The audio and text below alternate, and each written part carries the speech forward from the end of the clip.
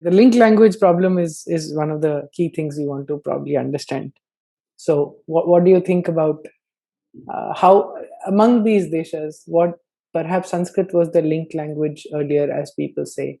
I find it hard to believe because people, traders, merchants, when they travel all over the region, I don't know. I find it more natural to believe that some spattering form of Sanskrit, some broken or or maybe multiple of those would have existed between different regions of the Indian civilization.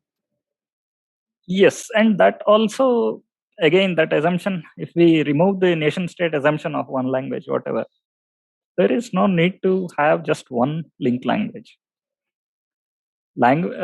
Just like Chakravartis came, your link languages would evolve according to convenience of the people. Let it remain organic. It will evolve by itself. You don't need to impose something from the top and say this is the national language. Correct. The In that state or sense, the state or the government has no business either imposing, defining policy, central 5-year Soviet rules. That brings me to Milton Friedman. Get the government out of so many places that it doesn't need to be in. Yeah, this is more state than the government. It's basically saying that because we need a union, we need certain traits that distinctly identify this union from other unions. Is that necessary? I don't know, because ultimately you're not using a national language, practically an international language that you're calling and saying that it's national. But anyway, keeping that aside, there is, in fact, that spirit probably existed in a feeble form when they said that all these are national languages, all these things. But practically, we know what 1-2 languages have been imposed. Correct. Is there a need to impose? No. Is there a need to give freedom? Yes, but that freedom should be, the moment it is geocultural. Let us say within Karnataka, you can have multiple languages used in different villages, different towns, or whatever. That freedom automatically percolates upwards. And whatever is mostly used automatically becomes a link language. So it's the moment it is bottom up instead of top down, things will change. I mean, now we see the Supreme Court, we hear some examples. I don't know how true, but you must speak in English and all that. Yeah, that is true. So, and you are mocked if you can't talk and all. So, that looks more like a top-down hegemonic idea rather than it's not as if we are trying to suit the system to the people. It is like you are creating a system by yourself and foisting it on people. Has Hindi evolved as a link language? It did evolve. I mean, but at the same time, there is no.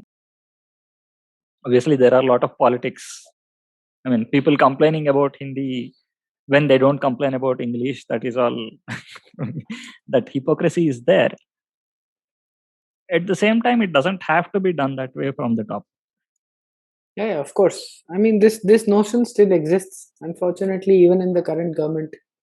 And I find it personally very sad, to be honest, that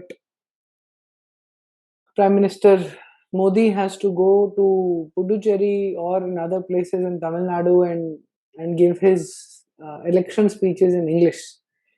I was hoping that he would actually drop that and start giving speeches in Gujarati. That will be much better rather than talking in Hindi, which would have very sensitive connotations. Yeah, they relate to his language better than a common language. Yes. Yes, I mean, and then have translators, no problem. What exactly. Is this business of doing English? They can do it in Tamil also.